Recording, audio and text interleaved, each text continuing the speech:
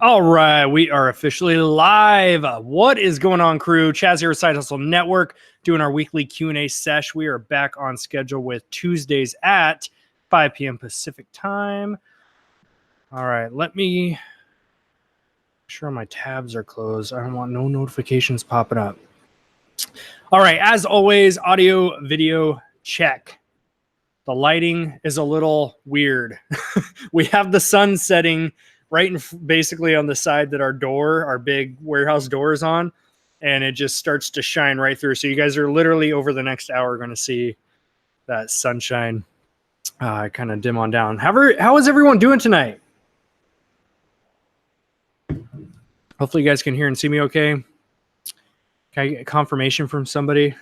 You guys can hear me? All right, we're good. There's always like a 30-second delay from when I say something till when you guys hear it. So we're going to talk about summer slowdown. Summer slowdown. It's going to be a fun conversation to have. So let's dive in without further ado. I'm going to before I start, quick poll. Are you guys enjoying the flood of content that we're putting out on the channel again? We did I think it was like 6 weeks without any uploads, or very minimal uploads, and now I'm back in routine 3 to 5 videos a week, trying to diversify the type of content instead of just tutorials all the time. We're starting to do some vlogging again. You guys saw us ship out that big old 5-foot tennis racket. That was a lot of fun. So if you guys are enjoying the content, I'm going to keep putting it out, and I'm actually looking into getting a videographer here a couple days a week, because the number one reason that I slack on content is I hate carrying a camera around with me. Believe it or not, I love producing video. I love making content, but I do not enjoy the act of like, hold on, record, hold on, record. Some people love it, and that's fine. I don't. I'm when I'm in my work mode, when I'm in my zone, when we're BSing around here with the employees at the office, my team, like, I don't like to stop and start recording. It's just, I'd rather just have somebody that's just kind of hanging out, and record for us. So we're hopefully going to be getting that going pretty soon.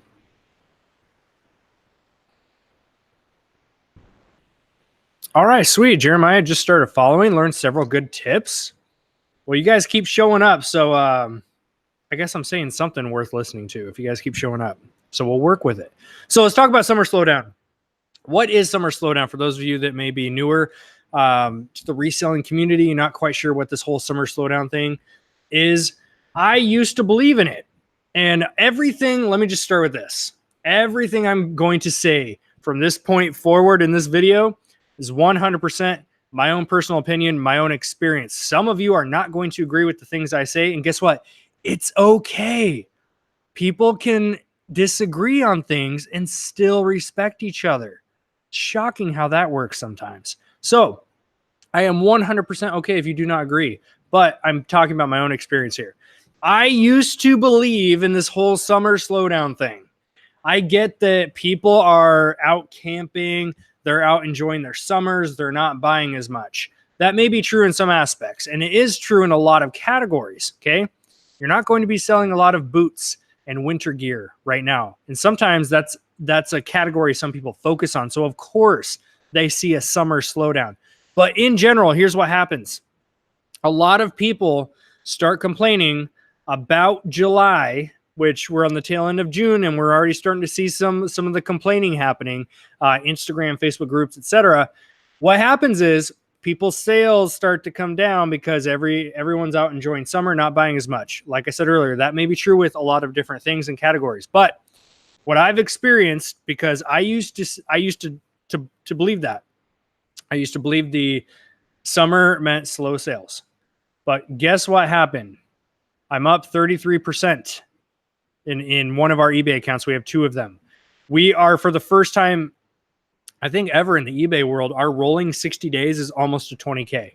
That didn't happen because of summer slowdown. Okay. It's the opposite. We are ramping up right now. So I narrowed down 5 things I've been doing over the last several weeks to really get ready for this, this whole summer slowdown conversation. Number 1 is consistency. I cannot hit this enough. Like, I don't even have to give you 4 other tips.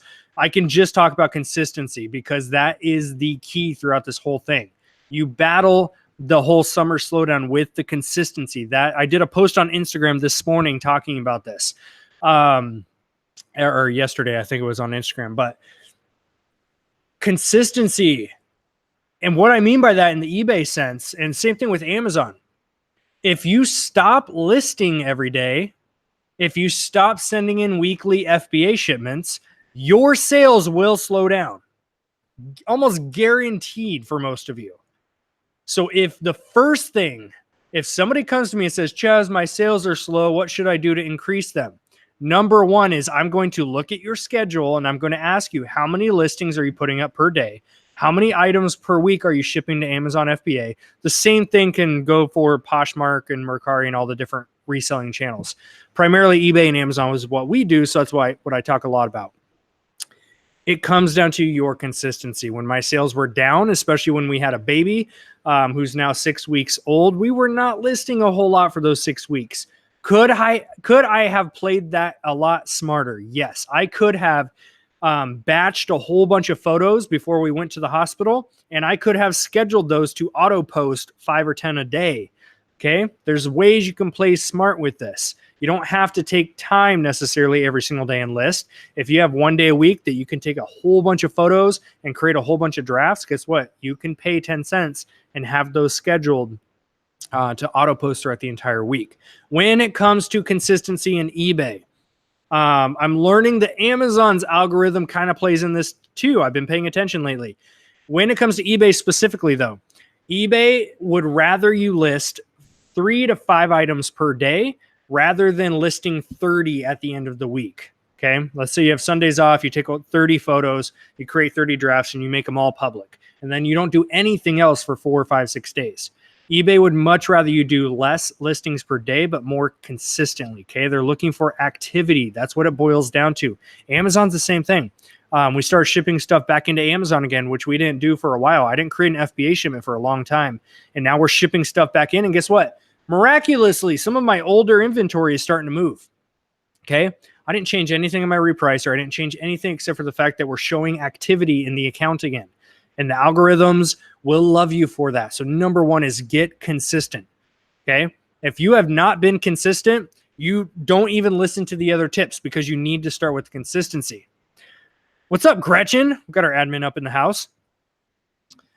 So have you guys experienced that too? Lack of consistency, and then all of a sudden your sales kind of slow down a little bit.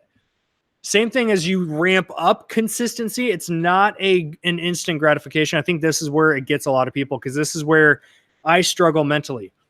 If I go through this spree for a couple weeks and I'm taking a bunch of photos, I'm looking to create a bunch of drafts, and I started to make those go active every single day. After about a week, I'm sitting here thinking, okay, where's the increase? Okay. That's just the human part of us. We love that instant gratification.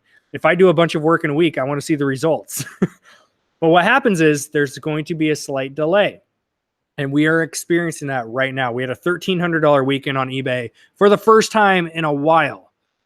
And that took about 2 to 2.5 weeks of daily listing again until we saw that it's not a boom, it's not a huge spike, but you'll see a pivot point where your store will start to be more active in selling things every day again. That's what we experienced over this last 4 or 5 days. It's been fantastic. It feels so good to be shipping things every single day, multiple items too, in a lot of cases.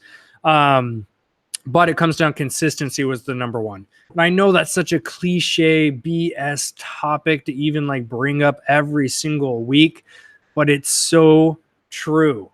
It's just like going to the gym and eating the right foods. If you want to get healthy and in shape, you don't show up to the gym and do 4 workouts in a day, go home, and then all of a sudden you look better. Okay. It's consistency. Your body's going to love you for doing 4 workouts a week and spacing them out rather than 4 workouts every Monday and take the rest of the week off. That's not how it works. Okay. Your eBay and your Amazon stores are going to be the same way. Number 2 is, and this is something I'm becoming huge on too, and this is where a lot of people are not going to agree, and that's totally fine. Hear me out. Branch into other categories. And I know a lot of people are like, yeah, but I don't know anything else. Neither did I. Neither did anyone else. Any YouTuber, any Instagram influencer on here. None of us knew shit about different categories. It starts with research. And I give this tip out all the time, and I hope you guys are listening and starting to implement on this. Take your phone, open up your app, your eBay app, pick any category, coffee mugs to electronics to VCRs to collector's toys, grocery items, health and personal care, discontinued beauty. Pick any category, pick any brand, pick any type of product. Search it. Okay, this is tangible advice right now. Search it. And then from there, you're going to click on sold. Use that filter in the top right on your app we're talking about here. If you're on a computer, it's on the left, kind of down mid-screen. Open up that filter and go to sold comps, okay? From here, look over the last couple months of what is selling under that brand or that category or that type of product. Look at the things that are selling and look at the price points. Then if you want to go one step further, you can then go to your sort and you're going to sort them by the most expensive first, and it's going to decrease from there. So you can start to look at what are some of the high ticket items. What's the brand? Why did this one sell for this much? Is it rare? Is it vintage? You're looking for these different things.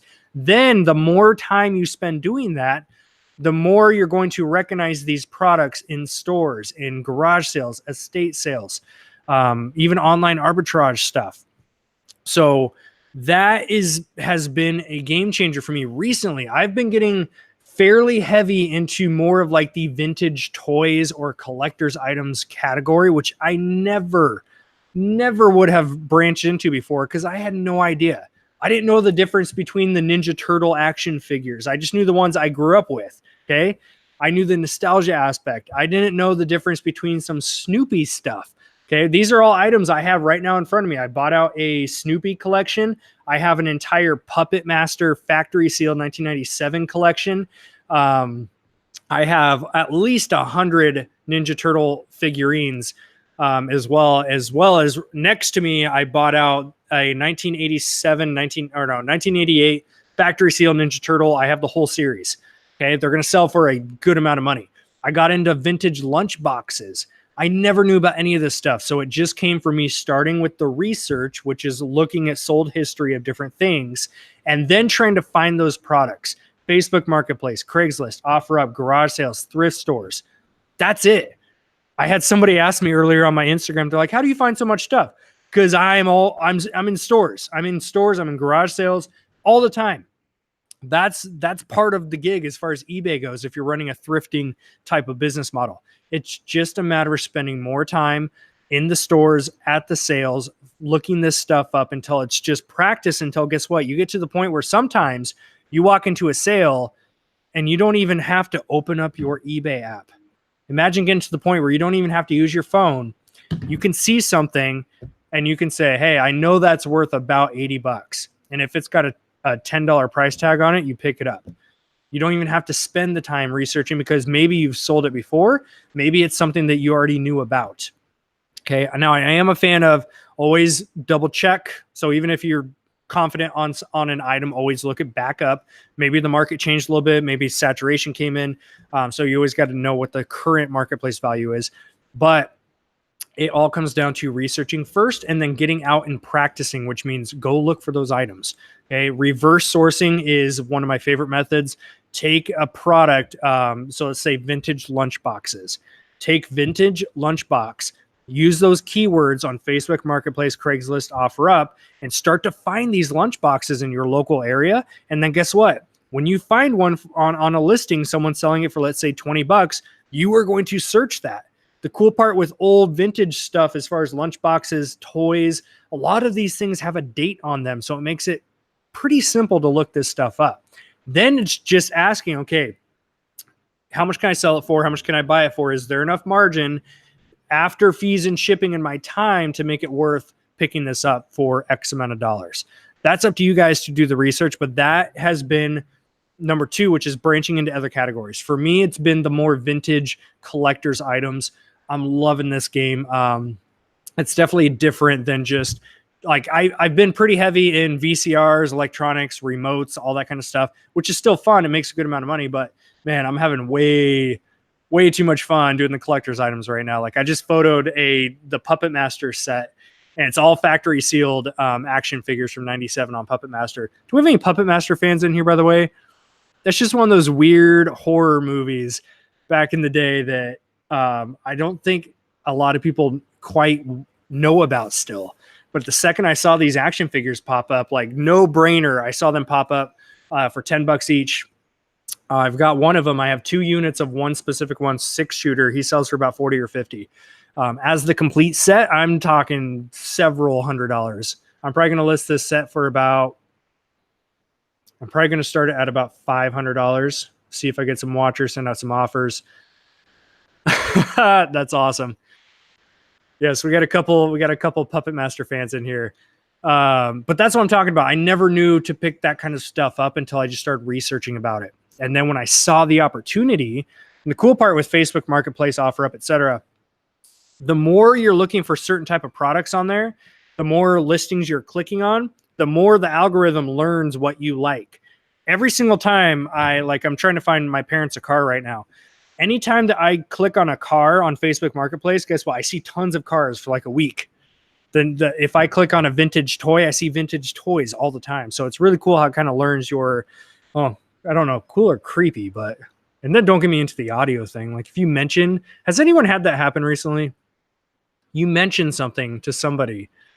Like I can say something, I can say a keyword like radio to my wife, Trista. And the next thing I know, I'm getting radio ads popping up for stuff. It's kind of creepy how that works. But point being, branch in different categories, especially for those of you that maybe all you do is shoes. Okay, this is a very common issue. A lot of people love to focus on just shoes. Absolutely nothing wrong with that. But if you are only ever sourcing one type of product, you're going to see swings. Okay, that's kind of just life and business in general. You're never going to ride a high all the time. You're going to have lows. You're going to have peaks and valleys. So when you start to experience those lows, really look into other types of categories too. Sometimes if you're focusing on just shoes and you don't want to do other categories, what types of shoes? Okay, so cleats are not going to be selling year round. Cleats will have their seasons. Same thing with flip-flops and boots and different things like that. You have to know your market. Number 3, this has also been a big one, and it kind of ties in with consistency. Get an injection of listings into your accounts, both Amazon and eBay. Okay. What I mean by this is, and I talked about this, I think, I don't think I talked about last week, maybe the week before, something like that, but get more volume in your store. Okay. I struggle with, we have 2 stores. One store, that store is mainly shoes and clothing, and we didn't list on that account for a while. So it's dwindled down. I think we're at like 500 listings on that account, but we were pushing for 1,000. And we hit sticking points at like 700. We would get up to like 800 listings and then just sell through a bunch of stuff and then get dropped back down to 7. So that was like a sticking point. But if you only have 100 listings up, set a 500 listing goal this month. Okay. I don't care if you want to do that throughout the rest of June over the next few days, or set that as your July goal. Get volume moving in your store. That is going to make a big difference. Now, again, don't sit down and do 100 listings in a day. If you do that much, unless you can do it every day. Okay. The point is to be active every single day in your store. And I'm going to talk about a few other ways you can be active in your store too, without actually creating new listings. So with increasing your volume, that's just going to be a numbers game. If you want to have 500 active listings, if you only have 100 right now, you need to increase by 400. You also need to take into consideration sell-through rate. If you're listing throughout the whole month, you're going to be selling as well. So it's not just create 400 new listings. You're realistically, depending on your sell-through rate, you're going to list closer to 500 or 600. If you're selling a lot of stuff, you're going to have to list way more than what your goal is. It's just a numbers game. It's volume. So if you only have 100 listings up, you're not going to be selling as much as if you had 500 listings up. Granted, you are selling in-demand products, but increase what you've been doing. If you only list 1 or 2 items a day, guess what? That's going to be the results that you get, is kind of getting some sales every now and then. If you are listing 5 and 10 items a day, you're going to see a lot more consistent sales every single week. Number 4. This was a technique I first, I kind of, it's always been in the back of my head, like, oh yeah, I need to do that. But I started doing this and it does work. So Craigslist Hunter, any Pete fans in the house? I watch a ton of Craigslist Hunter. So he had mentioned what was happening when eBay switched to good to canceled. Did anyone else see this video I'm talking about? Go on his channel, watch it. He gave a breakdown of what he did in his business to fix what happened, because he ran a lot of auctions. What happened was eBay switched over. I'm sorry, not auctions, but you can set the like the 10-day and all that kind of stuff. But then they dropped that and you have to go to good to canceled. So what happened was he saw a drop in sales. So because the activity wasn't there. If you have a listing that ends after 10 days or 30 days, and you can relist it, and that counts as activity in your account. So if that's happening all the time, you're going to see increased sales because of that activity. So he saw a decrease, and he gave a great tip, which I started doing and it works, is you have to go in, because it's good to cancel now, right? You have to go in and unlist your item, and then go change something on it. Change the title, like switch the words around in the title, add some different keywords, the price, maybe update the photo. If you know you can take a better photo, take a better photo. But update something on your listing and then relist it. That counts as a new listing, and it's going to show activity in your account. So I started doing that. I started taking just 2, 3, 4 items a day, and just maybe old inventory or stuff that just had, if you have watchers, you can also do, sending out offers is always a great idea too. But that was a great tip that I started implementing, and it does work. Number 5, run some type of sale. Try to get a flood of eyeballs into your store, because it's eBay, Amazon, reselling. It's always a numbers game, guys. You're going to need to get eyeballs on your products if you want them to sell. Okay, if it was a 1-to-1 ratio, like I get 1 view and it sells every single time, we would all be making some pretty good bank right now. But it doesn't work that way. You have to get 30, 40, sometimes 100 eyeballs on an item in order for it to move. So the more eyeballs you can flood into your store, the better. So I've been a fan of also running these 10 or 15% off my entire store markdowns just for like a week or two. I did it for 30 days a couple months ago too, but just get a flood of fresh eyeballs in there. And it's also just going to help you clear out a bunch of inventory. Maybe it was bad buys, stuff that's been sitting for too long. That was just a big game changer for me too, was just getting a fresh wave of new eyeballs, getting rid of inventory, especially old stuff, learning to be okay with settling for 30% ROI rather than 50 or 70 or 100. You're still making a few bucks, and you're getting rid of that inventory, and you're getting activity going in your account. And I love, what's up from Eugene? How's it going? Yeah, not too far, about an hour and a half, just south of me. So they brought up a really good point too, which is buy good stuff. Okay. You're going to have bad buys. You're not going to sell every single product that you buy, but, with that being said, try to buy in-demand products. That kind of goes in with like the whole categories thing I talked about in bullet point number 2. Buy in-demand products. Too many times, and I did this too, guys. I can raise my hand to this one. And I'm curious too, comment below. Have you guys ever just bought stuff because it was so cheap, and you figured, well, if I can buy it for $2, I bet I can sell it for $15, and it never sold? Stop buying stuff just because it's cheap. And here's another little bonus tip too on that same rabbit trail. Don't always focus on just the cheap buy cost inventory. Some of my best flips I've had to pay $30, $40, $50, $100 for, but they sell for $150, $200, $300. So that's one thing you can keep in mind too, is maybe branch out. If you have the capital to play with on this, branch out and stop trying to focus on these $1 or $2 buy cost items or $5. Try to look into, this is where electronics, it's super easy to drop money on. Look at higher end electronics sometimes. Of course, that's a riskier ball game. You have to be okay with high ticket returns, a little bit more risk involved. But point being, it's called being a hoarder instead of a reseller. Yeah, being a reseller is being a hoarder. We're just at least trying to sell our stuff for the most part. But, you're not in the storage business. Stop buying stuff just because you got it cheap. Just because you got it cheap doesn't mean customers actually want to buy it, especially for a higher markup than what you got it for. So try to buy in-demand products. I skip on stuff every day in stores right now, every single day, especially like I just saw VCR this morning. I was in Goodwill and I saw VCR this morning. It was $5 to buy. That should be a no-brainer. But I think there were about 10 listings that were active, and I went to sold history. There's been no sales on that VCR over the last 90 days. I used to pick it up anyways, but guess what? I'd be sitting on it for a little bit longer than I wanted to. So nowadays I'm passing on that kind of stuff because I would rather buy stuff that I see. When I filter down to sold history, I should be seeing sales coming in every single week. Would be preferred at least every month. Depends on the item. But if I see sales coming in every month or every week, that's an in-demand product. That means customers are looking for it and actively wanting to buy it. So that's when you can see if something is in demand or not.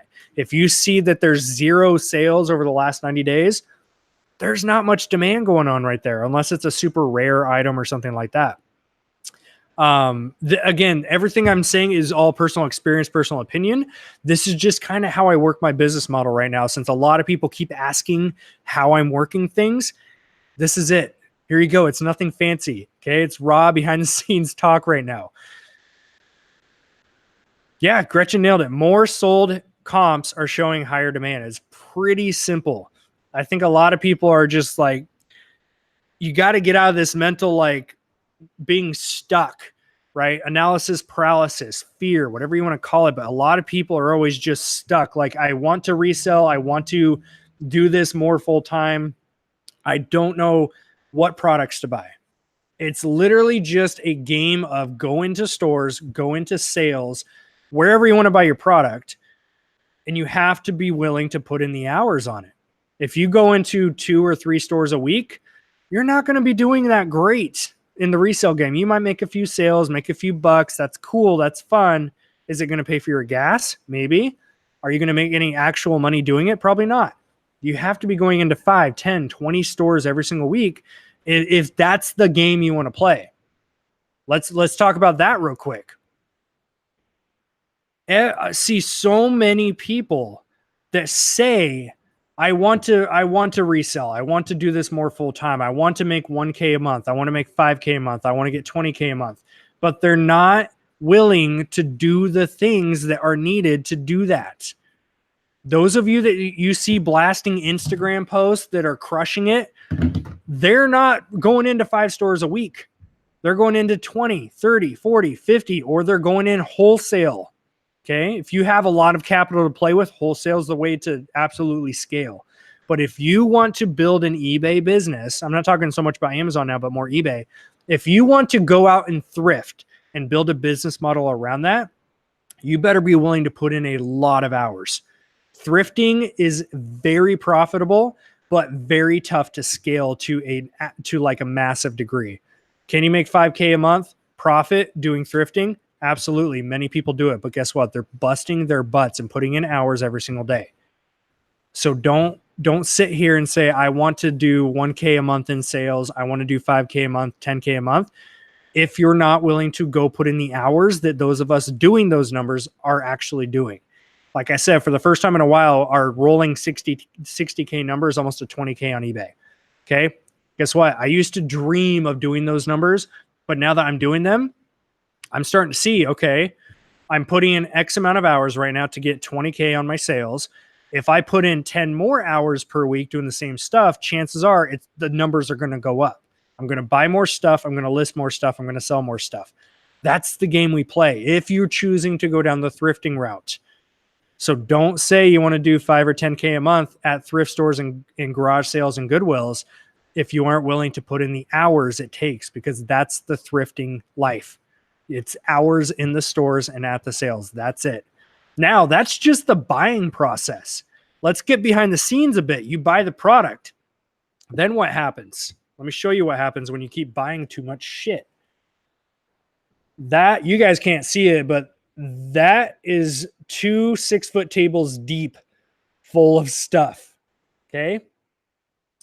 I don't even know. There's got to be, I can't even eyeball that. There's got to be at least 150 items on those tables right now. But I have established a team around me. So I'm not processing all that myself. I'm still taking photos and listing some of it myself. My goal is I pick through about 10 items a day, get those listed. But I've got 2 people on my team now that Trista and I utilize, and they help us prep, they help us ship, they help us take the photos. I've got one of my guys, Ryan. You guys have seen him in the vlog now. He does most of the drafts and the listings for one of our accounts. I've established a team around me to fill in where I was weak. I love buying just like you guys do, but I think most of us love the buying part so much that that's all we keep doing. And then guess what happens? Death piles or money piles, so I can make Gretchen happy. If you aren't putting systems in place on the back end to clean, test, photo, list, and ship your items, those are more hours you are going to have to be willing to put in. Because it's one thing to be really good at buying great products that have a great profit margin and can sell really quick, but those are not going to sell if they're sitting on a shelf or on a table or in a corner in your bedroom. And I know some of you are guilty right now. Come on. Some of you right now, while watching this on your phone and your computer, some of you right now are looking at your death pile going, I guess I should probably list that stuff. I know, because I do the same thing. We all do it. Guess what? Even the big dogs do it. Okay. My 20K number is so small compared to some of these guys out there. But point being, if you want to scale, you've got to have systems in place. You've got to have systems in place. Unless you're willing to do all the work yourself, create systems for yourself that way, get a team around you. I know some of you are in positions where you don't have an office, a warehouse, you're not comfortable having people come in your home. That's up to you to figure out, because you want to be a business owner. Welcome to it. It's learning to be resourceful and figure it out along the way. None of us, I can speak on behalf of probably most of the YouTubers. Okay. They can tell me if they agree or not, but most of us don't know what the hell we're doing most of the time. We kind of just start an idea and we figure it out as we go. So if you look at somebody who's on YouTube or Instagram or crushing it, and you think, wow, they have so many great things going for themselves, they probably do, but it took them a lot of mistakes and failures to get there. Because most of us have an idea, we start, we figure it out, and we make a lot of mistakes along the way. So those of us who have our stuff together, not all the time. Sometimes, but not all the time. So that's my little tangent for the night. Is if you want to play at a 5, 10, 20K a month level, you've got to back it up with the action. If you want to do a thrifting business model where you're going into garage sales, you're going into Goodwills, you're going into thrift stores, and you want to build a nice income for yourself, you have to be willing to put in the hours. Not just the hours going and buying the product and finding it, but putting in the hours with the listing, with the shipping, with the photos, all that behind the scenes stuff. It really comes down to that.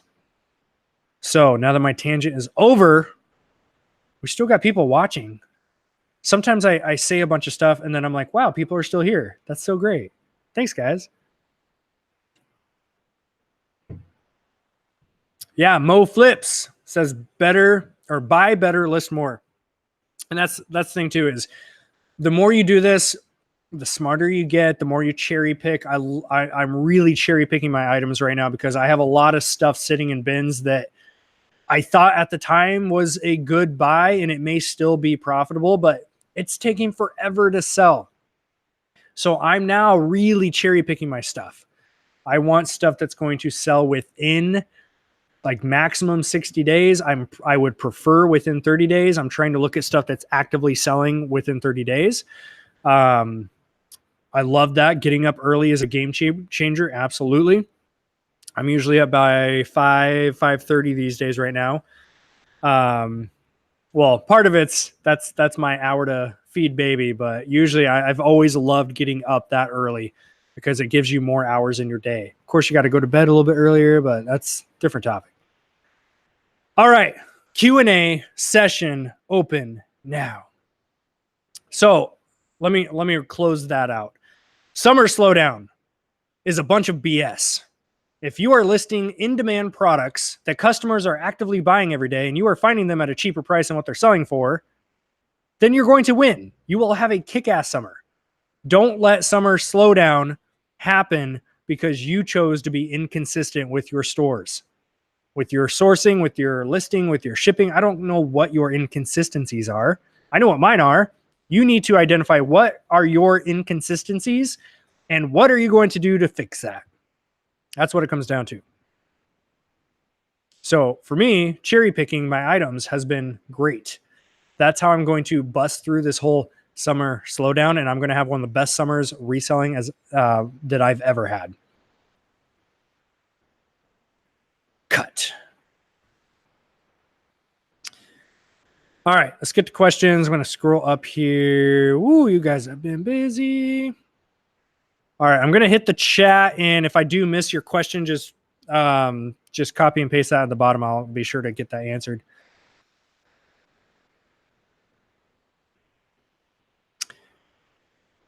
Can you go through the fees eBay charges when you sell an item eBay and PayPal with advertising and without? Can you go through the fees eBay? Try to make sure I understand the question. It's like, can you see what the fees were? You can do reports, yes. Best way to get more traffic? I mean, I'm a fan of run a markdown sale every now and then, do like a 1 week, 10% off the whole store or whatever you want to do. So you can do a markdown sale. You can do promoted listings. I run promoted listings on almost all my inventory for at least 1%. Just get a few extra eyeballs in there. The stuff I really want to move, that's where I'll go more like 5%, kind of in that range.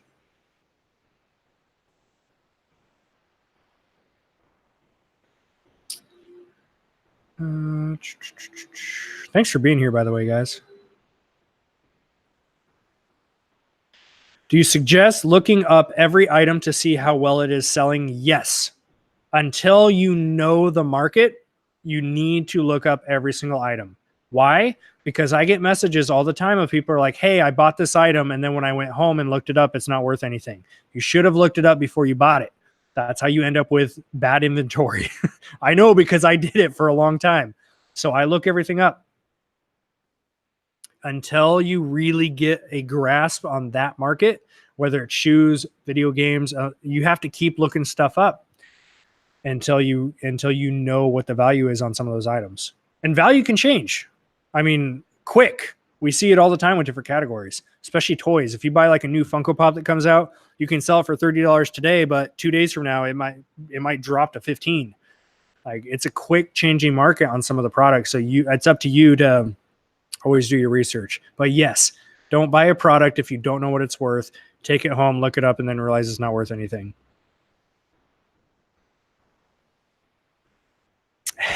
Gretchen's putting out a challenge. Anyone else working on listings while listening? Can you get 5 up tonight with me? There you go. 5 listings by the time this episode is done. Oh, I feel you on this one. My problem is I buy stuff I love, then it's hard for me to list. I will tell you right now, which piece is going to be tough. The toughest thing I'm going to have to list, because now obviously you all see this. I'm now collecting. So I've now become this little collector of some certain types of items. I have a hold of these 1988. Some of them are unpunched. That means you guys know the little place where the cardboard hole that goes on a retail shelf, that hasn't been out. Like, it's just one piece of cardboard, so it hasn't been popped out. It's called unpunched. Those are extremely valuable compared to the punched ones. I have a full set of those. All the Ninja Turtles. I have the Shredder, the Splinter. I'm missing one guy, but that one's going to be tough for me to sell. It's worth several $100s, but that one's going to be tough for me to sell because Ninja Turtles is probably my #1 favorite show ever growing up. I have the exact same problem though. This stuff is easy to sell when it's like you don't really collect it or care about it, but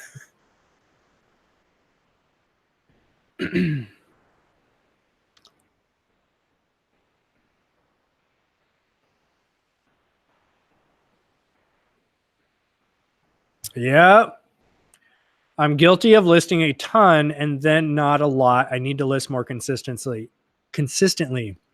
That's the game. It's consistency. Because I do the exact same thing. That's the trap I fall into with myself is I for some reason I love the photos. I love taking photos. I don't enjoy any other part of it. I don't enjoy the listing. I don't like the shipping, but the photos I really like, primarily because I'm doing a lot more collector's items, and being a collector, like I don't know. I just know that piece is going to the right person that's going to really appreciate it. So I always try to have the photos tell the story of the product. So I love photos. So I'll go through these waves where I have extra time and I'll do 30, 40, 50 photos. Like right now, I kid you not, I have 120 photos or 120 products, about 8 to 10 photos each on my phone right now that I haven't listed in 2 days. I've done other listings, but those need to go up.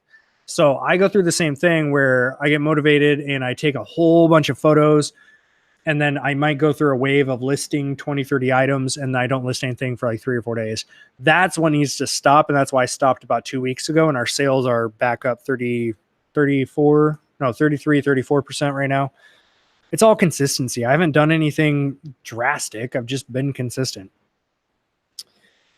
Quick question. Does a professional Amazon seller's account cost get less restrictions? No.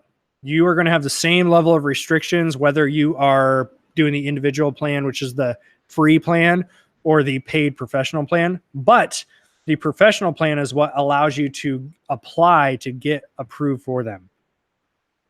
And I tell people all the time, if you plan on selling on Amazon, just get the professional plan.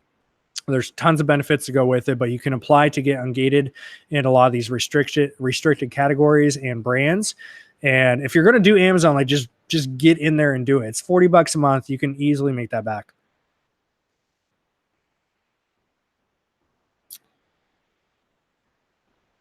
Yeah, there we go. Just shared my Posh closet and looking at picks to list now. That's one. Let's make that a rule from now on. If you guys tune in and watch my shows, you have to work at the same time. Multitasking. Look at that. Gretchen's got 2 more to go. Do you source shoes and sneakers? Yes. Not so much anymore. I also go through waves. I definitely go through waves. And I don't know if anyone else does this. I go through waves for a couple reasons. One, I have ADD. I get bored of things very easily. I like to be excited about what I'm doing. So when I go heavy into shoes, like that's all I can think about. I'm pumped to go out and source shoes.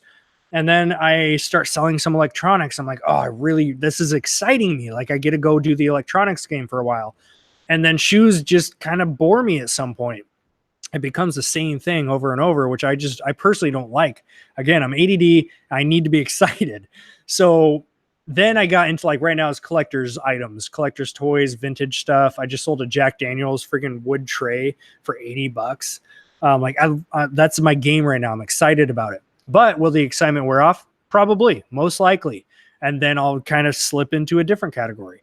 But as long as you are making goals like sales number, profit, etc., as long as you're hitting those goals, I don't care which products I'm selling as long as I'm hitting my goals. But shoes and sneakers, I haven't actively sourced in a while. We have a couple wholesalers we work with to get shoes. So I don't have to go out and get shoes so much. I can just send a text. Actually, I can send a text to somebody and I can order boxes of shoes, which has been working out great. I buy them for about 30, sell for about 65 to 70. So that's been working out great.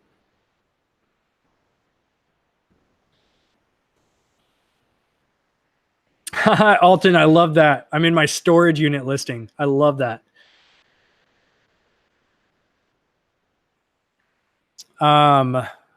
Before we got this office space, we lucked out. The same day we found this office space, we were looking at storage units. We didn't know there was any open offices in town, warehouse spaces. So we were looking at storage units. 2 of them said you can't run a business out of there, because we told them obviously what we're going to use it for. And then the third one, we got put on a wait list. And they said it would probably be about a month until they had any openings. So we were on the wait list. We were going to be totally happy working out of a storage unit. This place popped up and it was way cheaper than I thought it was going to be. So we signed the lease for it. Thoughts on selling on Amazon for the rest of this year and going into 2020? Tips or general thoughts? I think as far as Amazon's platform, it's extremely difficult because Amazon changes crap all the time. And there's some changes that they make where it's like they're showing signs of pushing retail and online arbitrage out of the picture, right? Brand restrictions come in. So I think the brand restrictions are going to keep coming. I think they're going to get more and more difficult for new sellers to be in that game. But then they make other changes like closing out some of their vendor central. They told some, I think it was thousands, if I remember seeing I read an article on it. I need to reread it and get my numbers right. But anyways, they closed out their vendor accounts with tons of brands, which is great for people like us, because then we can go to those brands and say, hey, we will take your product and do wholesale with that. I have no idea. Amazon, I think if anyone says they have an idea about what Amazon's going to do next year, I don't believe it, because Amazon changes crap all the time. And they don't, it's not like they send out this nice newsletter and email you with updates. They just kind of make the updates happen and then you figure it out somehow. So as far as Amazon goes, I have no idea. I think they definitely want more wholesale, business to business type of transactions going on.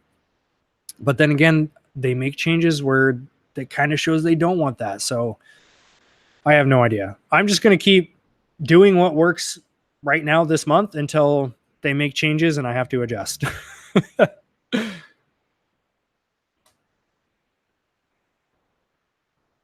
Gretchen's got one more. Keep talking. And thank you for tuning in tonight's episode. Gretchen did not hit her goal, so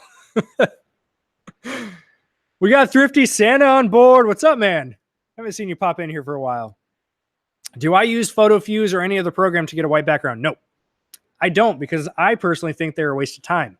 I think if you have to go through, and even though it is quick, I'm not saying it's not. I will use something like that if I have a listing. Today's a perfect example. We got a pallet of shoes in. There were 99 pair of the same size, same color of shoes. So I have 99 pair. Let me just throw this out there. I have 99 pair. I need to create one listing for 99 pair, which is phenomenal. So much less work than what 99 individual pairs would be. Now, that one listing, I'm going to have a set of photos for. I will then take my time, and it's just a few extra seconds. It's not a lot of time. I'll take my time and create the pure white background with PhotoFuse or something like that, because it's one listing that will be there for a while until I sell out of these 99 pair. If I'm listing 99 individual items, it may only take a couple seconds per photo to make a white background with a program, but over the course of those 99 items, how much time am I spending doing that versus how much does the customer really care about a white or pure white background? Because I don't know about you guys, but sometimes I look at the sold history of products and I'm thinking that item was literally on your living room floor with cat hair all over it, and it's sold. So how much does a customer really care about a white background or a pure white background? That's just my personal take on it. So that's why I don't use any pure white background programs. I'm not knocking them. They're great if you want to use them, but I also feel like I don't need them. So I don't take phenomenal photos. I literally use my iPhone XS Max. Great camera on this thing. I have 2 soft boxes, which have 4 lights in each. And I have a PVC style backdrop that's white. What that means is it's kind of like you think PVC is plastic. So it's kind of got that plasticky material. And what that does is when you shine your lights on it, it kind of reflects that white a little bit brighter than if it's just regular paper, which kind of absorbs light. So because it's got a little bit of that reflectiveness, my backgrounds turn out to be pretty darn white. They're not perfect. I've got shadowing. I'm still trying to work on fixing and getting more light in there. But for the most part, I'm extremely happy just with my 2 softbox lights, my 1 background, and my phone. And that's how we do our photos. Do I need a reseller's permit in Oregon? I do not. Oregon's weird. We don't have sales tax. And when wholesale companies ask me for a reseller certificate, Oregon gives us this little like half a page thing that we fill out. And because it says Oregon, it's like a makeshift reseller's license. But no, we don't need one. Will I try to use other platforms outside of eBay and Amazon? I started a Poshmark and I listed on it for like a day. I just struggle with juggling so much shit at one time. I don't know how some of you guys do it that are like cross-posting to 8 platforms, but my mind can't focus on that much stuff at one time. I'm pretty good at multitasking, especially because we run a lot of different like online businesses and services and stuff like that. I'm really good at that stuff, but as far as listing products on multiple platforms, I struggle with that. So I don't sell on Poshmark. My wife does. So I kind of just like gave her, I'll give her the inventory. But I don't have the patience to sit down and like share out the listings that Poshmark requires and do all this stuff. I think it's great what they're doing with it. I don't have the mental capacity right now or the desire to really cross post and run 8 different selling platforms. I just don't. So I focus on what I believe I'm good at right now. It's eBay is my jam. I'm getting really, really in tune with kind of my methods with eBay, and it's showing in the numbers. We're growing. Amazon is, it's not my number 2. It's still the home base, but Amazon's just a different game. It's more straight retail arbitrage. Definitely more wholesale this year for Amazon. Wholesale is kind of boring. Like, I know you guys want tons of content on wholesale, but it's pretty darn boring. Like, you contact the brand. If they don't approve you, you get a hold of their distributor. They approve you. You place an order. You get boxes of the same stuff. You put stickers on them. And you send them in. There's wholesale. There, I'll take your $250 for the course I just taught. That's wholesale. Like, it's not difficult. Getting approved is the difficult part because they don't want to work with Amazon sellers. You're going to get told no a lot of times, but there you go. Go do wholesale. I just gave you everything you need to know. Well, great. There's a lot of logistics involved, but you guys get the point. So Amazon, eBay are definitely number 1 and 2. They're pretty 50-50, especially with the sales. We're about 50-50 as far as Amazon, eBay. I am going to get into Mercari not because I want to. I don't want to add in a third app I have to use to sell on. I don't want to cross post because I have a huge fear of like selling the same item twice, right? One on each platform. So that's just my own crap I need to figure out and get over. But I am going to start using Mercari because of the market. Like, I sell Funko Pops, I sell collector's toys, and I'm looking at some of the listings and things are selling for more and faster on Mercari with certain items than they are on eBay. eBay is all I know. So I need to learn Mercari's system, start using it, practicing. I need to just, eat my own medicine here. I need to start using it and practicing with it so I can get better at it. But I think with the types of collector's items and toys and different stuff I'm getting, I think I do really well on Mercari. So I'm going to start using that. And then my other jam lately, we've been doing this monthly warehouse sale, and I'm getting on top of my content again. I'm on a backlog of content. I've recorded the last 2 warehouse sales that we've done over the last 2 months because we do one a month. I've recorded the entire thing as an actual vlog. I just need to sit down, send all the footage to my editor so he can get it vlogs up. But we've been doing really, really well with those.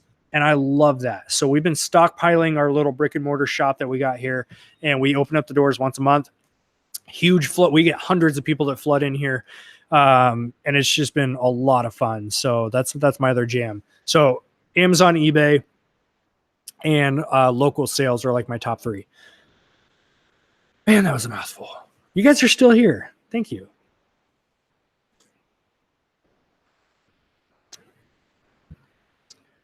Mark says Mercari scams people. A guy sent us a bad game back and swapped it. Mark, here's my question. Does that happen to you every single time?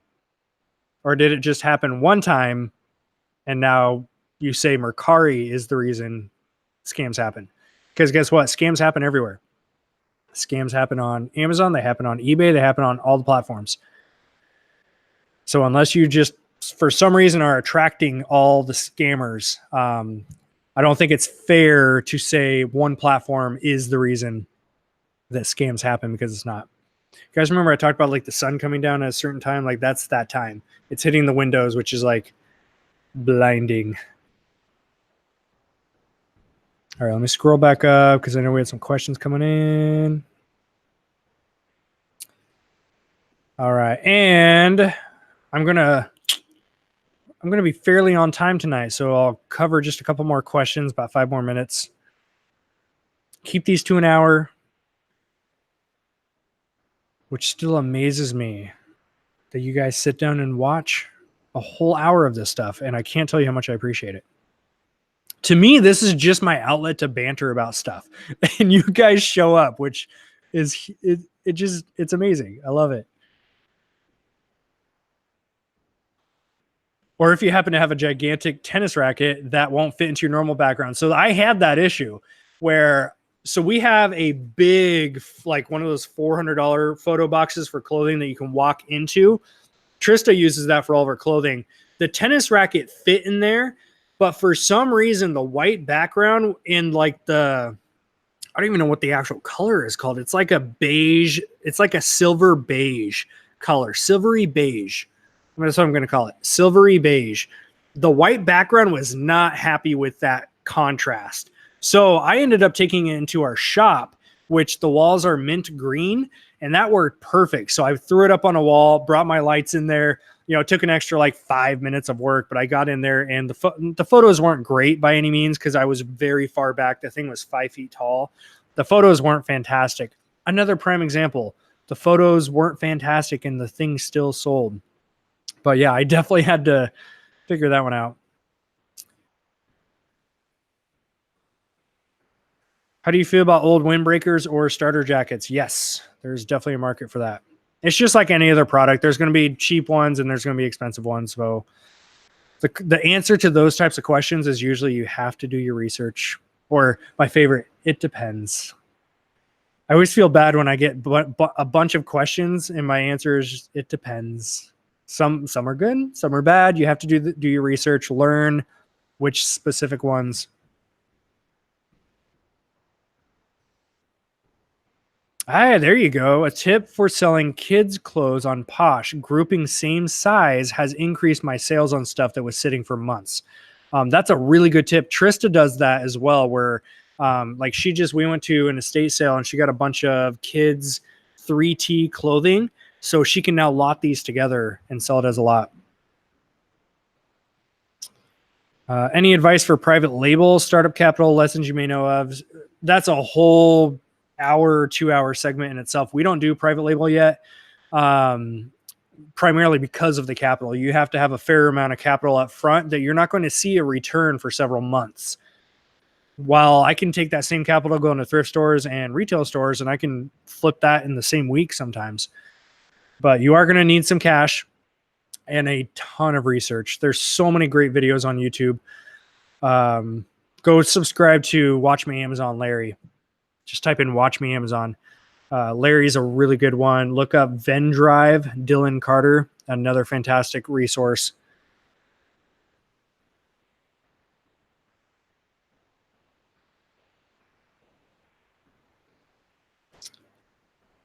Do your Amazon FBA returns get returned to Amazon and then you, or straight to you? If Amazon first, do they charge you to return shipping? If a customer returns a product on Amazon through FBA, it goes to Amazon first. Then you can pull it from inventory. It's create removal shipment in your dropdown. That is going to cost 50 cents. Pretty darn cheap. Gretchen's done. She got her 5 listings up. Who else did it? Do you mail your own eBay sales, or does or do you use Amazon as your shipper? You mentioned it in one of your videos. Amazon works as a drop shipper. They don't work as a drop shipper necessarily. They work as a fulfillment center, which same ideology, I guess. But yes, you can have Amazon store your products. And that was video number, I think it was video number 5 in module 2. If you go to our YouTube channel, the free FBA for beginners videos, I showed you multi-channel fulfillment, how to create a shipment that way. I use that on some of my item. If I have a lot of a SKU in Amazon's warehouse FBA and it's not selling that great on Amazon, I will then create an eBay listing with that. I might pull one so I can take photos, but I will list it on eBay and then have Amazon do multi-channel fulfillment that way. But for the most part, I have all my returns go to Amazon and they're automatically sent back to me once a month. And then we just store and ship them here. And with my warehouse sale we're doing now, we just open up the doors once a month. I don't have issues clearing out customer return stuff. People bought that real quick. But to answer your question, yes, we do ship out 99.99% of our own eBay stuff.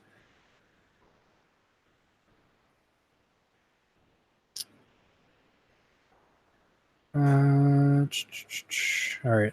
Let me hammer through a couple more of these. Thanks for keeping the chat active, guys. I can tell you, as somebody that does live streams, you guys make these things run. Like if there's no chat, if there's no questions, there's no live stream, right? I might sit up here and banter for a while, which some of you like it, some of you don't. That's okay.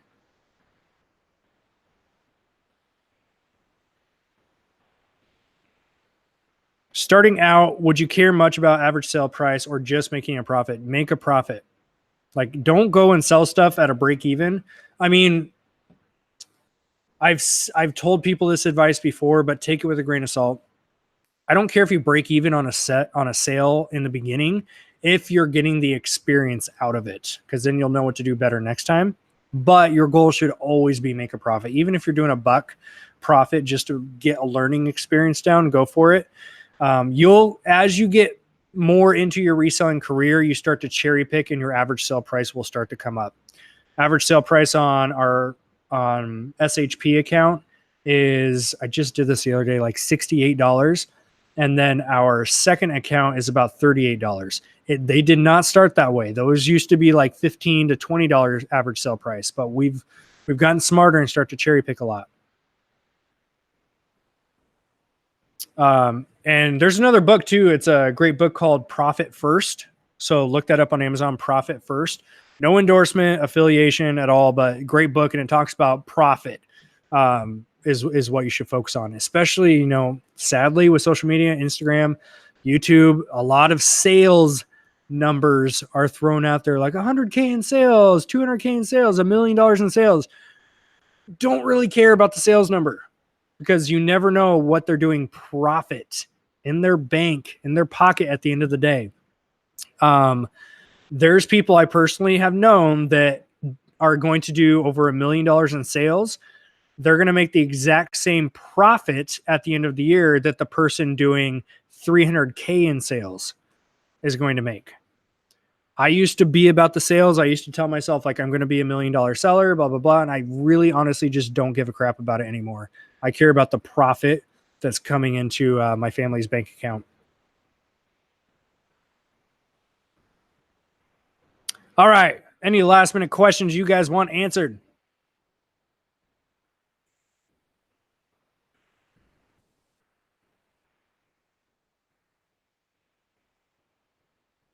For wholesalers to follow, Watch Me Amazon is Larry. Venmo, almost. Vendrive is going to be Dylan Carter. They're also the creator of Aura, Dylan Carter. And then Millennial Reseller. We just had him inside of our VIP group, so I definitely recommend him too. Yeah, Adam got up 5 listings. Nice work. We'll just consider this your work hour. Create 5 listings. If you eBay, create 5 listings anytime you watch this.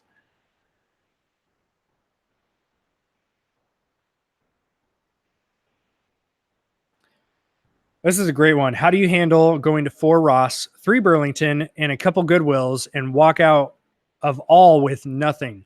This week has been absolutely terrible for sourcing 2 days in. How do I handle it? You go back out and do it again the next day. Those days suck, but they happen almost more times than the great days happen. But I tell you what, Tyler, when you have the next great day happen, it's going like you almost forget about all the shitty days. So it's just knowing that that gold is out there. You got to go hunt it. It will make up for it. I'm not taking away from the fact that those days suck. They really do. But they happen. They're part of the business. And actually, those days are why I believe most people quit. Most people quit the reselling game because of those days. Because you'll have one of those days like you just did, and you'll be like, that a-hole Chaz makes it look so easy in the videos. Okay, but you guys don't always see the bad days. Okay, I do my best to try to, like when I do my vlogs and Goodwills and stuff, I do my best to share every single stop, whether I found something or not. I do my best to share as much behind the scenes as I can. But you can't go by, you know, what you see on social media. A lot of people post only their highlight reels. I'm proud to say that I'm one of the ones that is definitely as raw and transparent as I can be. But there's a lot of people that post just their highlights, the great days, the big hauls, looking at the stacks of Nikes and, you know, the stacks of all these other sneakers they picked up at Ross and all these other wholesale orders and pallets coming in. There's all these huge pictures of massive amounts of products. And so when you go out and you have a shitty day, like, well, they had great days. Why can't I have that? Like, that's the comparison game that I've struggled with. I've gotten over it, but I used to struggle with that a lot. And it's just part of the grind. That's why a lot of people quit. So as long as you just keep your eye on the prize and know that good day is coming, when you have that good day, makes up for everything.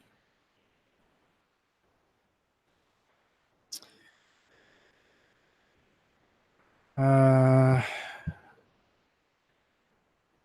right, a couple more questions. Mark, only warning, my friend, we do not blast out names in negative ways on this channel. You will be blocked next time. Gretchen has full permission. We've got only positivity that rolls up in here, guys.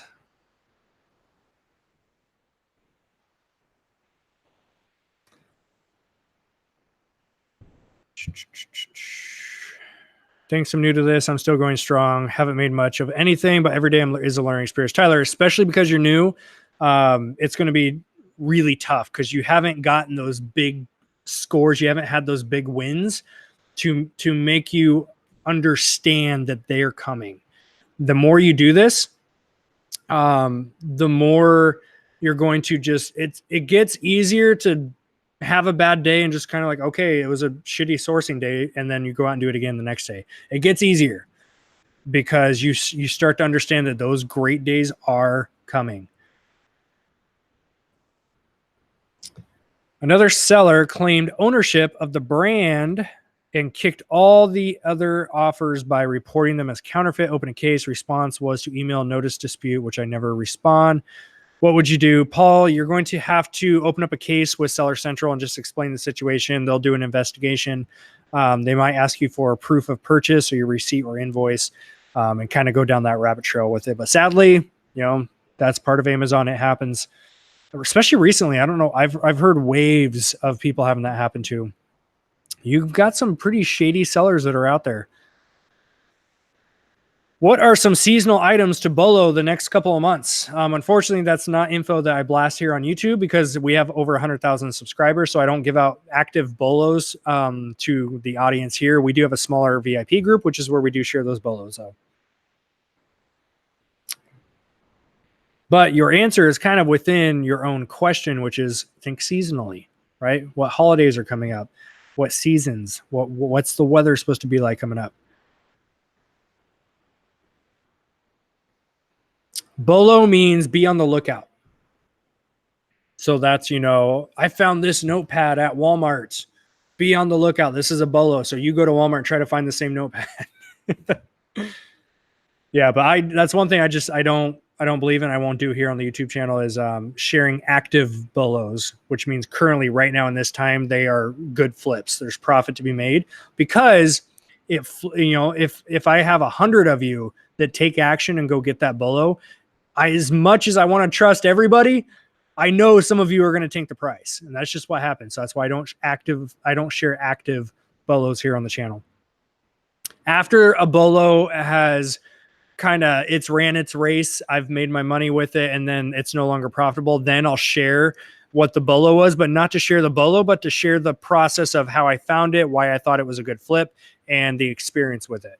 I'm always trying to find how can I teach you guys more of my thought process, rather than here's just some free product. Should I probably clean this VCR head with alcohol while I have it opened up? Yeah, since if you have something open, might as well. It just takes a few extra steps, clean things up.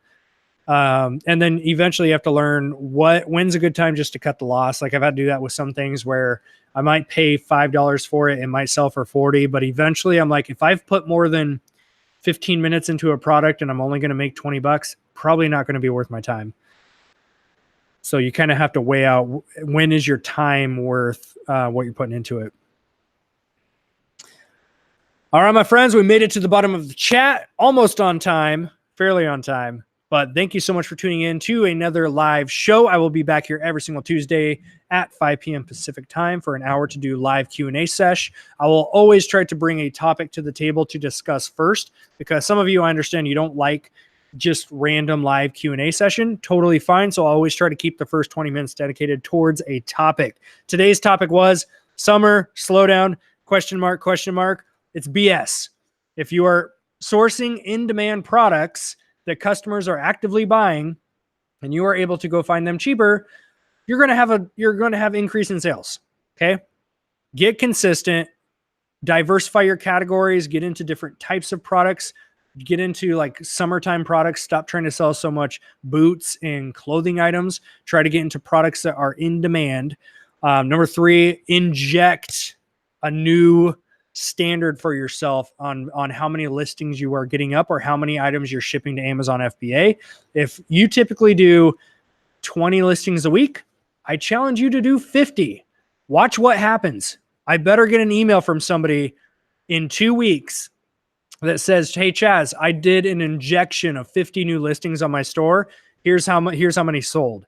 Okay. In 2 weeks, mark the date. Today's the 25th of June. 2 weeks. I hope I get one email. It's hey, I took your advice. I did an injection of listings. I set a new standard for myself and my business is growing from it. Same thing with Amazon. If you ship out 50 items a week, do 100.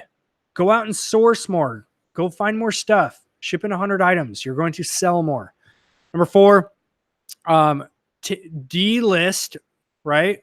Take listings, end those, and then change the title, change the price, change something on it and relist it. Okay, do that with 5 items a day or something like that. Just set a goal for yourself. That's considered activity in eBay's world, and you're going to see some benefit come from it. Number 5, run some type of markdown sale, whether you want to do 10% off your entire store. If you want to do, $10 off certain items, you can do that. If you want to run promotions, do 1% across the board, or if you want to do 5% on certain items, just run a sale or a promotion on your items, or you can do both. Totally up to you guys. But those are my 5 tips on how to increase your sales and kick summer slowdown in the face. Because I'm not having a summer slowdown this year. I'm not. I refuse. So it's up to me to take action, go out there, kick some ass, and create the business that I know it can be. I hope you guys do the same thing. It's been Chaz, Side Hustle Network. Peace out, crew. We'll see you next week.